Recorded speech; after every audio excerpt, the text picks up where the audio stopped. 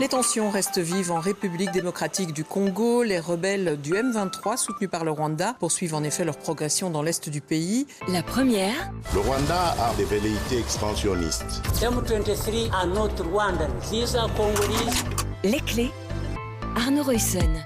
Bonjour à toutes, bonjour à tous et bienvenue dans Les Clés avec un numéro où nous allons essayer d'y voir clair sur ce qui se joue à l'est du Congo avec le mouvement rebelle M23 qui a pris la ville de Goma fin janvier et qui continue sa progression vers le sud Kivu. Quelles sont les sources de ce conflit ? Quel rôle les pays voisins, en particulier du Rwanda, jouent-ils ? Comment les choses pourraient-elles évoluer ? On va prendre 25 minutes pour essayer d'y voir clair. La première, les clés.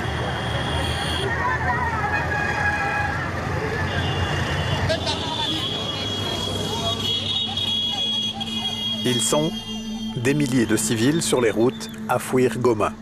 Certains sur des motos, la plupart à pied, portant sur leur tête quelques maigres bagages empaquetés à la hâte. Nous sommes à la fin du mois de janvier et si tous ces Congolais fuient la capitale du Nord Kivu, c'est parce que depuis quelques heures, les combattants du M23 sont entrés dans la ville lourdement armés.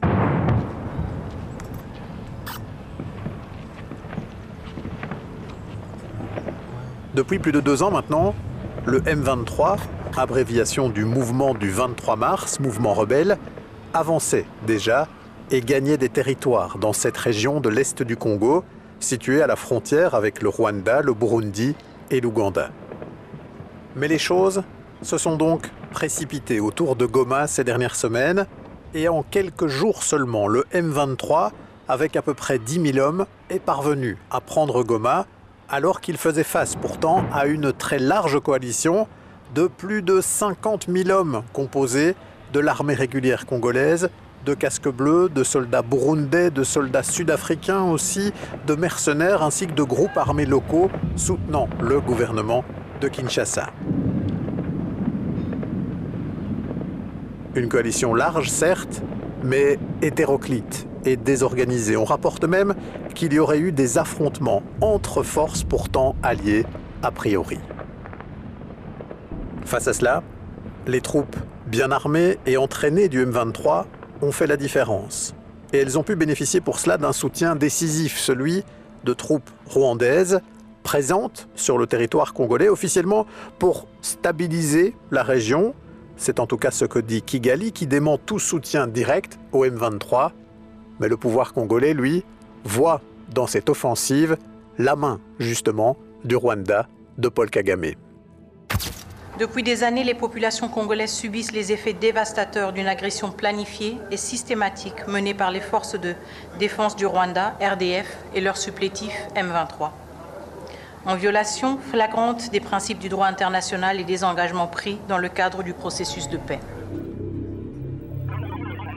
Et si la ministre des Affaires étrangères congolaise, que l'on vient d'entendre ici, en appelle à une réaction forte du Conseil de sécurité de l'ONU pour faire cesser les combats, beaucoup s'inquiètent aussi des conséquences humanitaires dramatiques de cette nouvelle guerre dans une région depuis longtemps traversée par les conflits. Il y a quelques jours, c'est le secrétaire général de l'ONU, Antonio Guterres, qui lançait un appel vibrant à la paix dans la région. Je voudrais lancer un appel spécial à la paix. Des milliers de personnes ont été tuées, y compris des femmes et des enfants. Et des centaines de milliers ont été forcés de quitter leur foyer dans l'est de la RDC. Nous constatons également que d'autres groupes armés, congolais ou étrangers, continuent de représenter une menace. Tout cela a des conséquences humaines considérables. De nombreux rapports font état de violations des droits de l'homme, notamment de violences sexuelles, de recrutement forcé et d'interruption de l'aide vitale. Mon message est clair. Faites taire les armes. Arrêtez l'escalade. Respectez la souveraineté et l'intégrité territoriale de la République démocratique du Congo. Respectez le droit international et le droit international humanitaire. Et il n'y a pas de solution militaire. Il est temps de mettre fin à cette crise. L'heure de la paix a sonné. Et nous avons besoin du rôle constructif de tous les acteurs, à savoir les pays voisins, l'Union africaine et les Nations unies.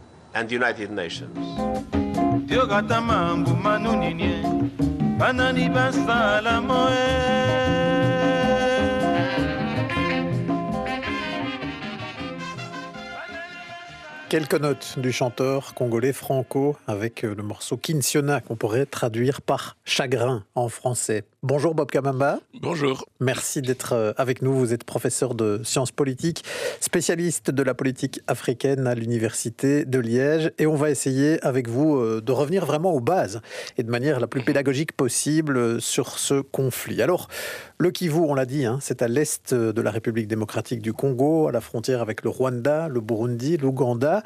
Comment expliquer tout d'abord, Bob Kamamba, pourquoi cette région est le théâtre de nombreux conflits ces dernières décennies? Ce qu'il faut savoir, c'est que il faut bien connaître ce qu'on appelle la cartographie démographique de cette région. Lorsque l'on a tracé les frontières, donc au moment de la création des États africains, il y a eu des populations, des communautés unies qui se sont retrouvées de part et d'autre de la frontière. On a des populations ougandaises et congolaises qui se sont retrouvées, qui étaient une communauté unique, qui se sont retrouvées de part et d'autre, donc certains en Ouganda, d'autres au Congo. La même chose pour ce qui concerne donc le Rwanda. Il y a des populations rwandophones qui se sont retrouvées au Rwanda et d'autres qui se sont retrouvées aussi au Congo. Et la même chose même pour le Burundi, où on a des populations burundaises qui se sont retrouvées donc de deux côtés de la frontière. Alors, ce phénomène est resté, on va dire, stable, sans problème, avec une certaine cohabitation pacifique. Mais les problèmes ont commencé au moment où il y a eu une modification de la loi sur la nationalité au Congo, où il y a eu une espèce de lutte entre les différentes communautés dans cette partie, et les communautés, on va dire, rwandophones ont été stigmatisées, étant identifiées comme n'étant pas des Congolais. Et ces communautés, qu'est-ce qu'elles ont fait? Elles ont commencé à s'organiser, progressivement s'organiser dans un premier temps comme des groupes d'autodéfense pour se défendre dans la perspective donc de réclamer leur congolité, en disant de manière très claire qu'ils ne sont pas rwandais, mais qu'ils sont congolais, mais d'expression Kinyarwanda. Au fur et à mesure que ces rejets vont s'accentuer, au fur et à mesure, ce groupe d'autodéfense vont progressivement commencer à devenir donc presque de groupes armés. Et lorsque ce groupe deviennent armés, que l'on met en lien maintenant avec l'arrivée en 1994 des réfugiés Hutus qui viennent d'être défaits par le FPR qui est identifié comme Tutsi, les réfugiés Hutus qui se réfugient au Congo vont s'attaquer aux groupes d'expression kinyarwandophone au Congo. Et ces groupes vont se réfugier au Rwanda d'une part, et d'autres vont commencer à s'organiser sur le terrain congolais, et nous allons arriver à ce moment-là à ce qu'on appelle une militarisation maintenant des groupes qui ne sont plus de groupes d'autodéfense, qui deviennent des groupes armés et qui luttent pour pouvoir revendiquer leur congolité. C'est là que l'on doit trouver l'origine de ces conflits.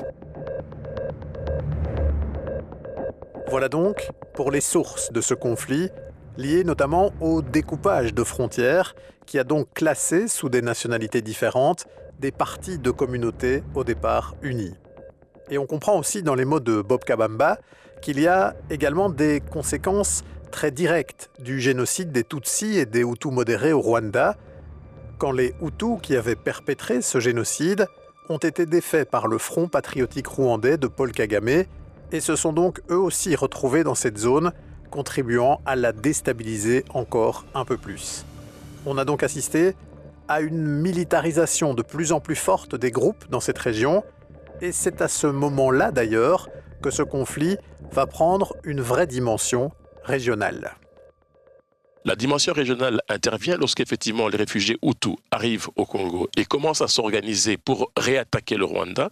Et le Rwanda, qu'est-ce qu'il va faire? Il va réattaquer le Congo en créant un mouvement rebelle qu'on a appelé l'AFDL de Laurent Désiré Kabila, jusqu'à chasser Mobutu donc du pouvoir. En chassant Mobutu du pouvoir, le problème fondamental va rester. Et là, nous entrons non plus dans une dimension locale, Maintenant, nous entrons dans une dimension régionale avec l'implication non seulement du Rwanda, mais aussi de l'Ouganda, mais aussi du Burundi qui vont s'impliquer dans ce conflit.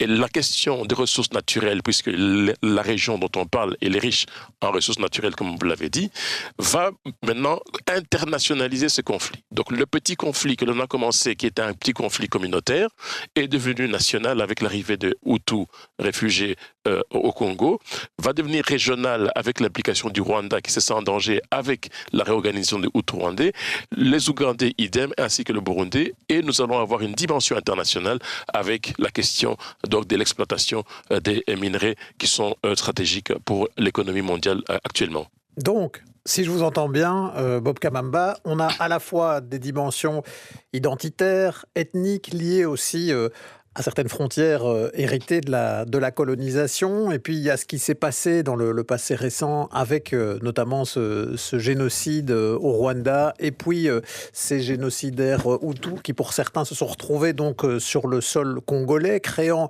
une menace identifiée comme telle aussi par le Rwanda. Et puis, il y a aussi tout ce substrat, vous l'avez dit, de ressources minières qui sont très importantes dans cette région-là du Congo, qui excite évidemment les convoitises de toute une série de groupes, des pays voisins. On a une concentration de lignes de fracture qui fait que cette zone est très propice à divers conflits. Tout à fait, vous avez extrêmement bien résumé donc la situation. Alors vous imaginez bien que dans un tel contexte, pour essayer maintenant de voir comment résoudre ce conflit devient pratiquement difficile et de pouvoir même y voir clair. Chaque pays qui intervient dans ce conflit intervient avec non pas les intérêts pour résoudre le conflit, mais intervient dans le cadre des enjeux qui le concernent. Si l'Ouganda intervient au Congo, n'intervient pas pour essayer de résoudre ce conflit, mais intervient pour essayer de protéger ces enjeux ougandais au Congo. Et on a cet antagonisme qui se focalise sur cette région, et nous avons donc une région qui est véritablement une poudrière. Un mot alors sur le M23 maintenant, qui est l'acteur qui a mené cette offensive ces derniers jours, ces dernières semaines, en particulier sur la ville de Goma, mais qui continue à avancer dans le Kivu. Comment est-ce qu'on doit définir ce groupe rebelle M23 à majorité Tutsi? Comment est-ce que vous présenteriez ce groupe et sa force, puisqu'on voit qu'il parvient en tout cas à engranger des victoires et des avancées importantes sur le terrain? Oui, deux choses importantes. Vous avez des communautés qui vivent en faisant la guerre depuis des années et des années, de génération en génération, ils ne font que la guerre. Dans une zone qu'ils connaissent très bien et qui se battent pour leur identité. Et du fait qu'ils sont quand même aguerris, parce que ça fait quand même des années et des années qu'ils font la guerre, ils sont unis avec un commandement bien clair et ils se battent pour une cause que eux-mêmes jugent que c'est une cause noble qui y va de leur survie, qui y va de leur existence même. Et ce groupe est appuyé par le Rwanda, plusieurs milliers d'hommes. Mais alors, ce qu'il y a aussi des mécontentements du côté congolais liés à la gouvernance de Kinshasa, fait en sorte qu'il y a d'autres groupes congolais non rwandophones, non tutsis, qui ont rejoint le M23. Et en rejoignant le M23, ils ont créé une autre structure beaucoup plus élargie qu'on appelle Alliance Fleuve Congo. Et cette Alliance Fleuve Congo veut, entre guillemets, changer la revendication, qui n'est plus une revendication liée à l'identité des Tutsis, mais qui change des revendications qui deviennent des revendications de bonne gouvernance, de légitimité, de lutte contre la corruption, de lutte contre l'insécurité, etc. Et c'est ce groupe, ce nouveau groupe, et qui compte maintenant aujourd'hui quand même plusieurs milliers d'hommes, qui est appuyé par le Rwanda, qui est organisé. Et puis là, il ne faut pas non plus oublier qu'on parle toujours du Rwanda, mais on oublie souvent de parler de l'Ouganda, puisque une bonne partie de territoires qui sont occupés par le M23 aujourd'hui, c'est à la frontière avec l'Ouganda. Et donc, si le M23 est actif de ce côté-là, ça veut dire que l'Ouganda soit laisse faire, soit laisse passer des armes, soit laisse passer des hommes, etc., etc. Donc, il y a quand même une coalition du côté Rwanda-Ouganda qui appuie le M23 et qui donne au M23 cette puissance où, en face, on a des groupes hétéroclites. Ces différents groupes n'ont pas eu une coordination. Et dans cette désorganisation, le M23 a eu, avec le Rwanda et aussi avec d'une certaine manière aussi l'Ouganda, plus facile à pouvoir de faire donc cette coalition. Et pour pouvoir protéger Goma d'une prochaine offensive de l'armée, le M23, qu'est-ce qu'il fait? Il conquiert encore d'autres territoires vers le sud. Et quand on va vers le sud, on pense tout de suite à la ville jumelle de Goma, qui est la ville de Bukavu, qui est la capitale provinciale, donc de la province donc du Sud Kivu. Et l'avancée de ces troupes de rebelles sont facilitées du fait que la désorganisation, le nœud qu'il y a eu à Goma a sauté, toutes les forces qui étaient en présence à Goma sont désorganisées. Les mercenaires ont quitté le territoire congolais par le Rwanda. Les troupes sud-africaines, tanzaniennes ainsi que malawites se retirent. Il reste maintenant les troupes burundaises qui sont présentes sur le terrain et à elles toutes seules ne seront pas, de mon point de vue, à mesure de pouvoir freiner cette avancée du fait que du côté de l'armée congolaise, on voit qu'il y a une certaine démoralisation et même des pillages qui se font au fur et à mesure que ces troupes sont en train de se replier. Donc, si je vous comprends bien, Bob Kabamba, on aurait tort de ne regarder que le M23 et, je dirais, l'essence même de ce mouvement M23 avec surtout des Tutsis. Là, on a un mouvement aujourd'hui qui rassemble aussi d'autres mécontentements qui vivent dans cette région du Congo. On a alors l'alliance et le soutien actif du Rwanda et peut-être un peu plus passif, mais soutien quand même de l'Ouganda, ce qui constitue quand même effectivement une force importante face à un pouvoir en place dont vous nous dites que l'armée est désorganisée, que ces différents soutiens sont en train de s'éparpiller un petit peu dans la nature vu l'avancée du M23. Ça veut dire que ça pourrait continuer encore, que ce M23 risque d'engranger encore des victoires et qu'on pourrait avoir une vaste zone qui échapperait du coup complètement au contrôle de Kinshasa?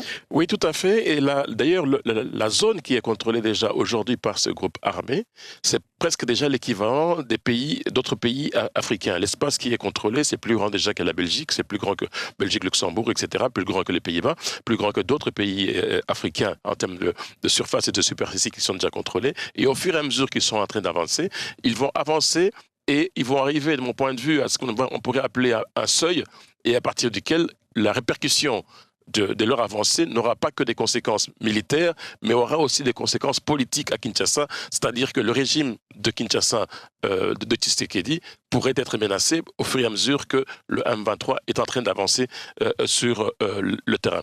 Et ça pourrait arriver à une déstabilisation générale du pays, avec le retour en arrière que l'on a connu dans les années 90, où on a eu le Congo qui était divisé en plusieurs morceaux, le nord qui était dirigé par un autre groupe armé, le sud groupe armé, etc. etc. C'est ce risque-là que la plupart des pays de la région craignent, en disant que si nous avons un Congo qui est un pays central avec autant de pays limitrophes qui ne sont pas non plus des pays stabilisés. Je pense par exemple au Centrafrique qui n'est pas un pays stabilisé, au Sud-Soudan qui n'est non plus un pays stabilisé. Et si le Congo se déstabilise, eh ben, il y aura des répercussions sur tous ces pays-là. Et ça, c'est ce que la région est en train de craindre le plus et qui pousse maintenant le régime de Kinshasa à arrêter l'option militaire et à pouvoir choisir l'option politique et l'option de pouvoir discuter directement, non seulement avec l'Ouganda, le Rwanda, mais aussi de discuter avec les groupes armés locaux, dont le M23, et auxquels les pays de la région demandent aussi d'ajouter tous les autres opposants qui ne sont pas d'accord avec le régime de Kinshasa pour essayer de trouver quand même une solution pour éviter que le Congo ne se balkanalise. Alors justement, oui. On va parler maintenant de ce qui se joue au niveau diplomatique, justement dans les discussions, puisqu'il y a quand même encore un fil de discussion visiblement entre le Congo et le Rwanda, mais aussi tout ce qui s'opère dans le ballet diplomatique international autour de cette crise. Et on va parcourir ça en compagnie de Sarah Poussé. Après plusieurs boycotts l'un de l'autre, les présidents rwandais et congolais se sont finalement rencontrés ce samedi, du moins par écran interposé, car Félix Tshisekedi n'avait pas fait le déplacement jusqu'en Tanzanie, là où se tenait un sommet exceptionnel rassemblant 24 pays d'Afrique de l'Est et d'Afrique australe. À l'issue de cette rencontre, la communauté africaine a réaffirmé son soutien à la RDC, à sa souveraineté, à son intégrité territoriale, mais a aussi ordonné la mise en place d'un cessez-le-feu immédiat et inconditionnel dans un délai de 5 jours. Réunion aussi en urgence du Conseil des droits de l'homme, c'était ce vendredi à Genève. Je suis profondément perturbé quand je vois cette escalade de violence encore une fois. En ce moment, les tensions augmentent dans le Sud Kivu. Si rien n'est fait, Le pire est peut-être encore à venir pour les habitants de l'Est, mais aussi au-delà de la RDC. Encore une fois, dans ce conflit accablant, les civils sont pris au piège de la spirale de violence. Volker Turk, haut commissaire aux droits de l'homme des Nations Unies, a décrit une situation catastrophique pour les civils, évoquant notamment de nombreux crimes sexuels, ce à quoi le porte-parole du gouvernement congolais a répondu avec une demande précise. Monsieur le Président, face à cette situation, la République démocratique du Congo appelle à la mise en place d'une commission internationale d'enquête pour examiner les violations des droits de l'homme commises dans notre pays.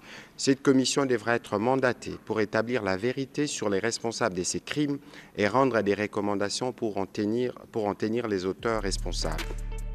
Demande acceptée par l'ONU, cette enquête vient donc s'ajouter à celle déjà entamée par la Cour pénale internationale. En Europe, les réactions à ce conflit semblent moins importantes qu'en 2012 lorsque le M23 avait déjà pris la ville de Goma.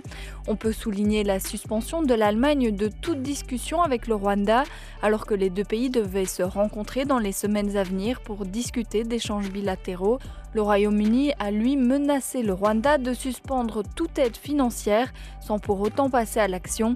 Chez nous, Maxime Prévost, le nouveau ministre des Affaires étrangères, a rappelé la position belge. La Belgique de longue date compte parmi les pays qui ne pratiquent pas l'approche de double standard, veillant à rester systématiquement équidistant, mais qui au contraire assument de pouvoir identifier un agresseur et reconnaître qui est agressé. Et donc nous avons redit combien les attaques rwandaises, directes ou en sous-main à travers le M23, sont condamnables, doivent cesser et exhorter au retrait évidemment de ces milices. Il faut noter que l'Union européenne est liée au Rwanda par plusieurs accords financiers concernant notamment l'extraction de minerais ou la lutte contre des groupes islamistes au Mozambique. Plusieurs États membres, dont la Belgique, ont demandé à l'Europe de suspendre ces accords, d'autant plus que certains fonds européens envoyés au Rwanda pourraient en réalité servir à armer le M23. Mais une telle décision demanderait l'aval de tous les États membres de l'Union européenne. Alors Bob Kamamba, on sent qu'il y a des condamnations de l'attitude du Rwanda dans la région, des condamnations surtout dans les mots, mais pas encore de réaction vraiment dans les actes. Est-ce qu'il faut en comprendre que le Rwanda table un peu là-dessus, sur le fait qu'on va le laisser faire dans son soutien au M23 et d'une certaine manière, du coup, une forme de prise de contrôle de cette région ? Oui. Et ça, c'est aussi la faute, on va dire, si je peux m'exprimer ainsi, la faute de Kinshasa, parce que quand vous lisez les prises de position des uns et des autres au départ, c'est qu'on demandait à Kinshasa de pouvoir négocier et de pouvoir ne pas opter pour l'option militaire. Mais Kinshasa s'est entêté dans l'option militaire, alors que tout le monde demandait que ce soit la région, que ce soit l'Union africaine, l'Union européenne, les États-Unis, etc., tous les partenaires du Congo qui demandaient à Kinshasa de négocier. Mais Kinshasa n'a pas voulu négocier.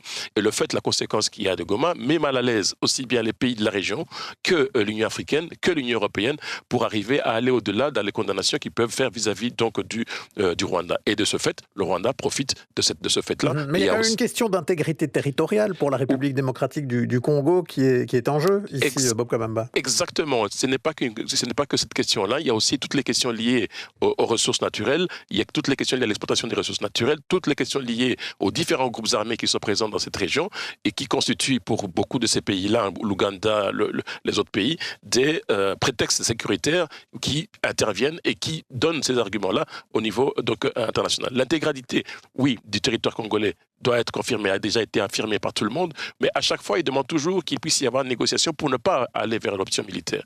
Or, cette option militaire, nous voyons qu'elle vient d'échouer, et comme vous l'avez dit dans le reportage, les conséquences, ce ne sont pas les militaires, mais les conséquences, c'est la population civile qui est déplacée par milliers, c'est la population civile qui souffre, c'est la population civile qui est tuée dans ces différents affrontements. Et donc, l'option que tout le monde essaye de pousser, oui, si on choisit l'option politique, c'est-à-dire négocier, le Rwanda va fatalement retirer ses troupes et va arrêter de pouvoir appuyer le M23. Pour Bob Kamamba, que l'on sait et que l'on entend ici très critique à l'égard du président Félix Tshisekedi, le gouvernement congolais n'a pas beaucoup d'autres choix donc aujourd'hui que d'entrer en négociation, en intégrant les pays voisins, mais aussi les groupes rebelles afin de trouver des solutions durables pour pacifier cette région qui a des allures de poudrière. Promis, on reviendra encore dans les clés sur ces enjeux, afin de les creuser encore, d'entendre d'autres voix aussi sur le sujet. À la réalisation de cet épisode, il y avait Guillaume de Smet, à la préparation, Sarah Pousset et Arnaud Ruyssen. Pour rappel, tous nos épisodes précédents se trouvent sur Ovio et sur toutes vos plateformes de téléchargement.